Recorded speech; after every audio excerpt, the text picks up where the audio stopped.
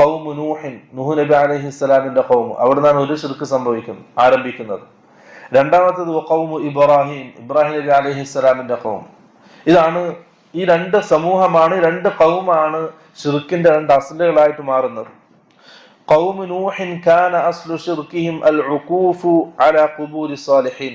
നൂഹ് നബി അലൈഹിസ്സലാമിന്റെ സമൂഹത്തിൽ ഉണ്ടായിരുന്ന ശിർക്ക്, ആ ശിർക്കിന്റെ അടിസ്ഥാനം അൽ ഉഖൂഫു അലാ ഖുബൂരി സാലിഹീൻ, സാലിഹീങ്ങളുടെ മഹത്തുക്കളുടെ ഖബറിനോടുള്ള അമിതമായ ആദരവും ബഹുമാനവും അതിന്റെ ചുറ്റുമുള്ള ആരാധന കർമ്മങ്ങളുമാണ്. അവിടുന്നാണ് ആ ശിർക്ക് ആരംഭിക്കുന്നത്.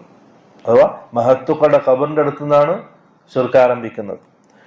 വഖൗമു ഇബ്രാഹിം, ഇബ്രാഹിം നബി അലൈഹിസ്സലാമിന്റെ സമൂഹം, കാന അസ്ലു ശിർകിഹിം ഇബാദത്തുൽ കവാകിബ്.